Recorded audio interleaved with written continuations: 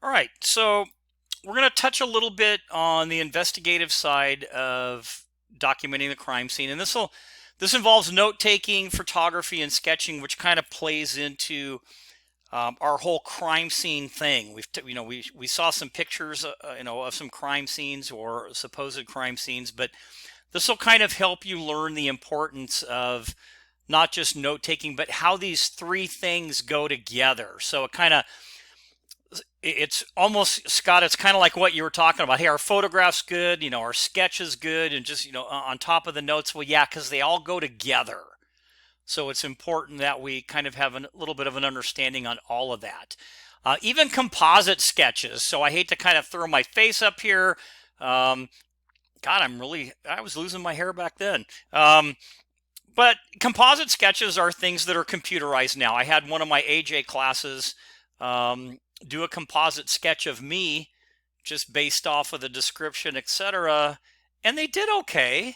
And this is another good form of, evidence and things that you'll be dealing with crime scenes and things like that. So this is called an identikit sketch, and they're computerized, just like a lot of things are. I think they kind of ripped me off on the hairline a little bit, but not bad. But bigger crime scenes, it's always good for us to think about how would you even start dealing with this one. This is the terrorist incident that happened in San Bernardino. And this was a shooting scene at the end of the car chase of the two suspected terrorists. And you can see all those placards out there. There was a lot of evidence to recover. So, yeah, you're going to have help. So don't think that you're just on your own and you're going to have to do all of this stuff by yourself. But being able to, take pictures, do a quick sketch and take thorough notes is really important. We know that documentation is vital throughout an investigation. Keep in mind about 70% of an investigator's job is paperwork and writing. It's not like that on TV. They don't show you that, but there's a lot of writing that comes into play. Along with that, photography plays an important role in documenting evidence, presenting cases, etc. And often both photos and sketches are accompanied, or they accompany written notes to help provide this clear picture of a crime scene. And that report that you do with the photos and the sketch, that's going to be kind of that's what you're going to show to the judge and the jury who don't get a chance to actually visit that scene. So that's the importance of it. So some of the basics, note taking isn't unique to the police profession or to a lot of different professions. Taking notes, we do it all the time. Even if you're one of those people that uses 10,000 sticky notes. I wouldn't recommend doing that in law enforcement, but some of you are probably one of those sticky note people, or you have a little notepad that you write a lot of things down. We do it just in everyday life. News reporters take notes to prepare stories. Doctors record information that's given by patients. Attorneys and judges take notes to assist in interviewing witnesses, etc. And hopefully you as students take notes in class or as you read. Some of you do it differently, etc. But notes are a brief record of what is seen or heard, or those important things that you really want to remember. Okay? And note-taking and report writing are often regarded as unpleasant because, let's face it, they're kind of boring. Yet no duty is really more important, as many officers have come to find out, much to their embarrassment sometimes, when they didn't take notes or took incomplete notes. So detailed note-taking can really make or break a case. So it's super important that you understand it's facts, yeah, but it's the details too. And we talk about, well, when do we take notes? Well, sometimes it's kind of physically impossible to take notes immediately. You may have to wait a minute. So it might be something that you remember, and then you're going to have to go document it. At other times, taking notes immediately could kind of hinder obtaining information if it intimidates a victim or a witness. Not everyone you talk to is going to want to talk to you right away. So you're not going to be able, maybe you can't get notes right then or information. Some people are more than willing to talk to law enforcement, and some people are less willing. So you've got some of those barriers. So understand that you might have to come back and take notes later, or sometimes you may be able to get notes right away. It just depends. Typically, though, most people are willing to give information if you're courteous, if you ask politely, just like with anything else. And whether to take notes immediately is kind of a matter of personal insight or experience. You can kind of tell that somebody's willing to talk to you, and you can sort of tell that maybe somebody doesn't want to talk to you right away, and you may have to follow up with them at a later time. And sometimes it's based on the seriousness of the crime. You want to get information quickly so you can get that information out. So a lot of times this is kind of free flowing. Now, when it comes to what to record, you want some good general info, right? You want date, time, and location. That's important. I put in arrival time, but dispatch can give you the time you arrived on scene, but it's always good to note what time you got somewhere. I was dispatched at this time, at this date, at this time, to this place, and some officers might even say, I arrived on scene at this time. You don't have to say it like that, but a lot do. But you should start asking yourself kind of specific questions. Sometimes they do the who, what, where, when, but when, where, who, what, how, and why. These are all questions that should kind of start running through your mind when you start asking people about certain things, right? And all of them are important. And they don't have to really be in that particular order, okay? Make notes that describe the physical scene, including general weather and lighting. Sometimes you may want to indicate that it was dark, that it was raining, that it was this. It just depends on the type of report you're doing. Record everything you observe in a crime scene, including all services that were rendered, like first aid. Yes, you're going to have to put in your report that you contacted paramedics and they responded to the scene and they entered your crime scene in order to render first aid. Because I have to tell you, and this isn't a chop on the firefighter versus police ongoing funny battles that we have, and it's all in fun a lot of times, but their job is to go in and render first aid, so they don't really care quite as much about your crime scene as maybe you do. So it's always good to guide them in, let them render, whatever they're going to do, and then you kind of guide them out so that way they're not stepping on things or, what have you.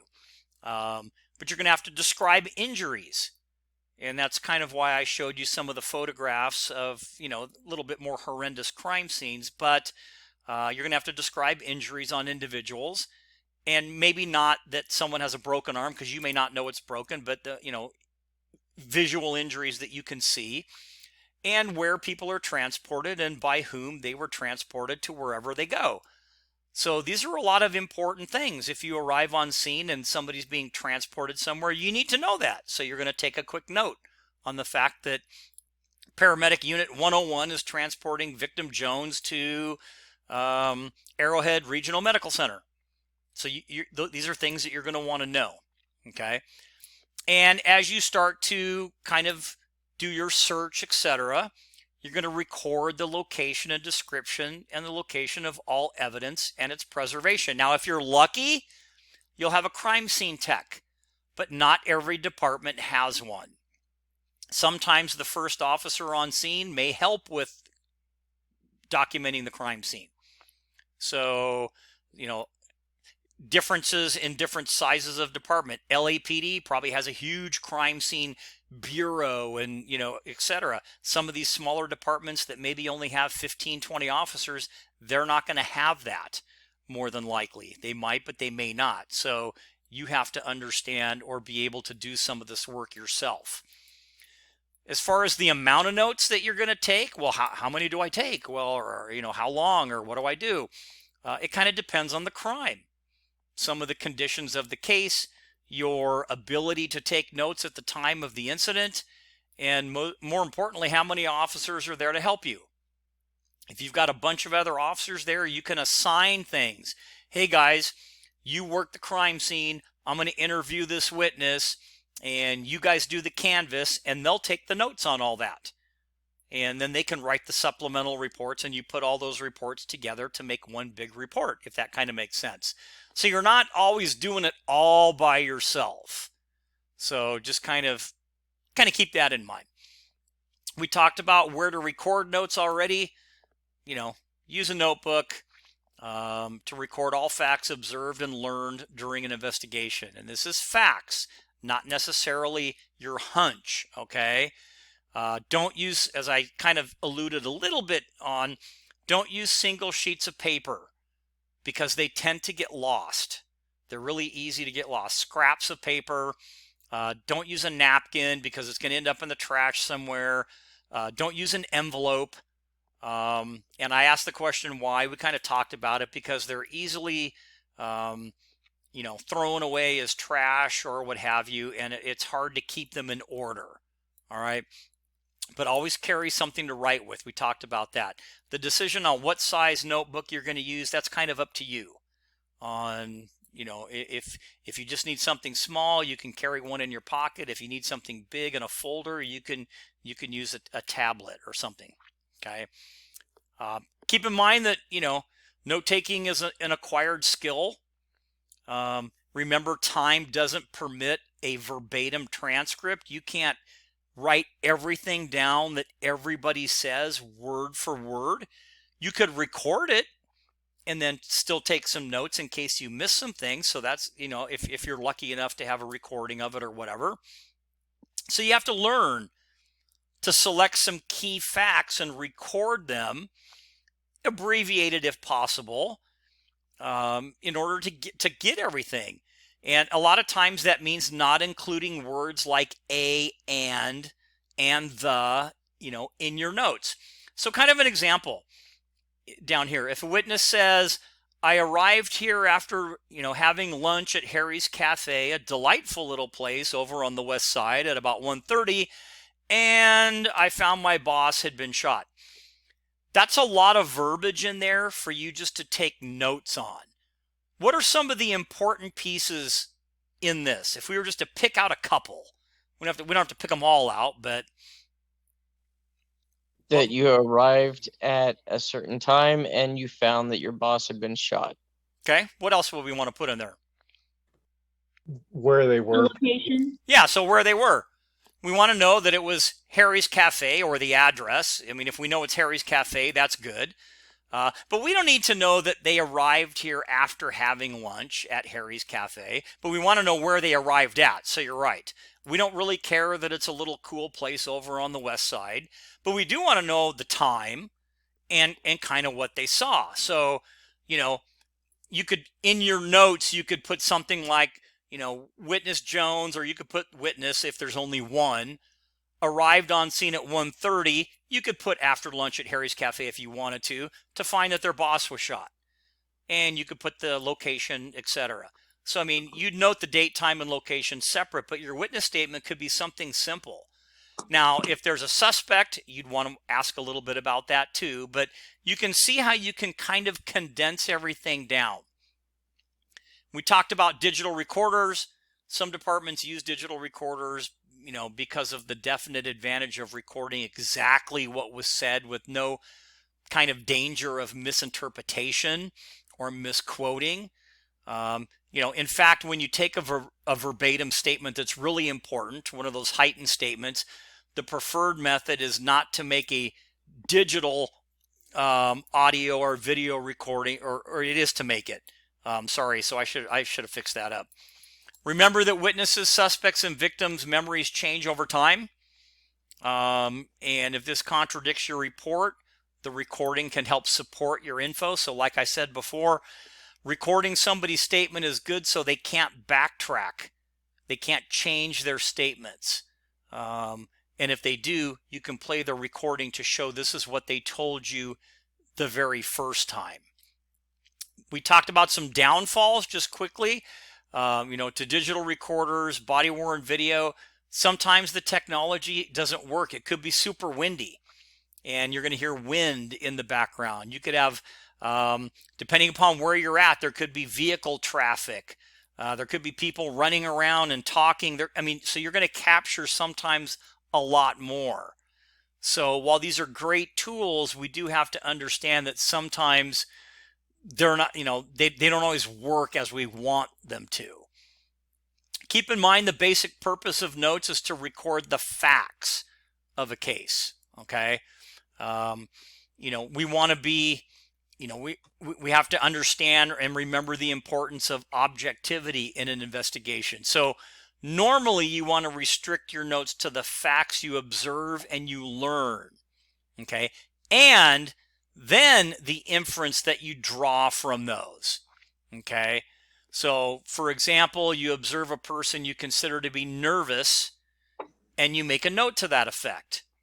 Okay. The man appeared nervous. You're recording the inference. Okay. So, the way you might want to write your notes is to think about this. Remember, if you just say the man appeared to be nervous, some way, somebody is going to ask you what that means. What does it mean to be nervous? But on the other hand, if you record something specific, the man was looking over his shoulder, checking his watch, wiping sweat off his forehead. Those are facts that you're recording. And if you record these first, the inference is if you see all of this, that he's nervous. Does that kind of make sense? So be factual in your note taking, and then you can draw your inference from the facts. We don't draw the inference first. And again, if you didn't write this and you just wrote this, someone's going to get you on the witness stand and ask you, what is nervous? What did you see about my client that made you think he was nervous? So it's just easier to be factual first, and it kind of makes sense that way. So effective notes are those that are complete. They're factual. They're accurate. Spelling of names or measurements if you take measurements, okay? Be specific when you write down your notes. Don't write tall or fast because, again, what's tall? I'm only like 5'9", so I consider myself kind of short. I don't know what tall is. Is it over 6 foot? Is it 6'3"? Or fast? So try to write factually if you can. Write legibly. Okay, there's nothing worse than not being able to read your own handwriting, and I am super guilty of that. So I had to, when I became an officer, my handwriting was not that great, so I would print almost everything in block letters, because then I could read my own writing. If you can read your own cursive writing, that's great, but a lot of us, well, I don't. I'll speak for myself. I don't write very well or legible, so I'm going to print so that way I can at least read what I wrote. It's really important, okay? So again, legible means distinctness of the letters and numbers. Clear refers to the distinctness of your statement. So an example would be, when the victim saw the suspect, he pulled the gun. The problem is, who pulled the gun, the victim or the suspect, right? And it seems really simple. We read that when the victim saw the suspect, he pulled the gun. Well, it could have been the other way around. You don't know who pulled it that way, right? So it's too general. So you want to articulate who the one is that pulled the gun. So you don't want to use he or she. You may want to use victim Jones or suspect whatever, but that makes it clear. Okay, your notes should be chronological, meaning in order, the best they can be, in order of how you did things or how you saw things, etc., and organized. A lot of officers I know put little headings too in their notes, like they'll write victim info and they'll draw a line under it and then they'll put the victim information below it. That's okay too. So as long as it's kind of well organized, all right? We talked about officers destroying notes after they've written their reports. That's really kind of a departmental policy thing. I kind of told you what I thought. I used to keep mine, especially on homicide cases and other things like that. So in case they were going to go back and they needed to dig through my notes or something, we could always go back and do that. But department policy will tell you on what you can do. Just be aware that the defense attorney might ask for your notes regarding your case, okay, with very strategic intent to imply that, well, if you got rid of them, you must have been trying to hide something. Now, your answer to that could be, well, department policy says I can get rid of my notes after whatever, after 2 years, 1 year, whatever your policy says. But you just need to know that if you took notes and you got rid of them, that there is a possibility that the defense attorney could bring that up. And then you would have to answer either by department policy or et cetera. So just kind of be aware of that. Keeping your notes, keep them secure. If you do keep them in your, in notebooks, et cetera, put them in a secure place, have some kind of a filing system, at least write the dates on the outside or something like that. That way you can go back and look at them later on. Again, policy is going to dictate that. And a lot of officers, like I said, keep their notes forever, which I kind of did. Admissibility as far as court goes, some legal applications, notes can help discredit a suspect or a defense witness testimony. Notes support evidence. They help strengthen testimony. Sometimes they defend against false allegations. So taking good notes are really important. We talked about photos. We won't spend a lot of time on this, but we know a picture is indeed worth 1,000 words. And investigative photographs and videos are really essential to your crime scene documentation, not to mention to help you with memory recall, etc., on maybe where things were located in the house or at the crime scene, etc. So taking pictures is great. Doing a sketch is really good too. The purpose of crime scene photography, kind of like notes, right? It's factual, but photography is done to record the scene permanently. Photographs and video recordings reproduce the crime scene in detail for presentation to prosecution, defense, witness, judge, and jury. So photographs, again, are a really good thing. The advantages of photos, we can take them right away after your scene is secure. And typically, photos should accurately represent your crime scene. Some of the disadvantages is, the detail could distract viewers, and sometimes small pieces or discrete pieces of evidence could be missed because a photo, unless you get it really close up, it may not catch everything. That's why sometimes sketching is really important. Video is good too. A lot of times instead of photos or along with photos, you could take a video camera, a digital video camera, and you could walk a crime scene. So you could actually narrate the crime scene as you're going through. And a lot of those are done on fatal accident scenes or homicide scenes or major shooting scenes. So, some of the advantages of video, we can show distance, we have the audio capability. Sometimes we catch unintentional audio though, meaning people talking at the crime scene, and that kind of distorts some of the stuff. So you have to be careful about that. We kind of talked about body cameras quite a bit. If you're lucky, you have these folks.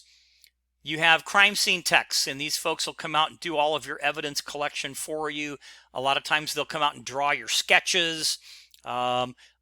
Larger departments typically have these. Sometimes the smaller organizations do not. So we don't need to talk about what type of cameras to have or etc. We do need to understand when we take photos, we have to be careful of some things, and this is more on the investigative side. Just so you know, when you take photos, especially at a homicide scene, you have to be careful of things that are around. A lot of times now we don't cover people with sheets anymore because it could transfer evidence. A lot of times what we'll use is like a little barrier. So it's two poles with like a curtain kind of between it. So that way, and you can take 2 or 3 of those and you can basically put them around your victim, etc. So that way people can't see the victim, but you don't want to cover things up because of trace evidence. All right. So I'm not going to go through this part here. This is more of the laboratory stuff. There are different types of photographs, though, for investigative photography. Again, we talk about mugshots and lineups. This is more for the investigative side. Um, but just so you know that it's there. And I'm not going to talk about photographs in court. Sketches, at some point, you may have to do a quick sketch, usually for serious crimes or crashes. There's some really cool technology that we have right now that will actually create a sketch for you. It's a 3D laser device. It'll show it in 2 and 3D, and it'll even animate your crime scene. It takes a lot of training to use these, but you could see how this would be very, helpful for a jury to see where things are located. So this is a little bit more high tech. Sketches are permitted in court. They're very accurate. A lot of times you may have to do a rough sketch. I want to kind of show you what they look like. Here's a little hand-drawn kind of rough sketch at a crime scene. And this one is more of a final where it's a little bit more, the lines are a little bit kind of straighter and detailed and the measurements. But you can see this is just a rough sketch. Here's a couple of actual sketches where you can see the officers. This is a rough sketch that they did of a crime scene. Same thing, same place. And then they took more time and did a factual sketch. Your crime scene techs will probably do this. You may end up doing a rough sketch though.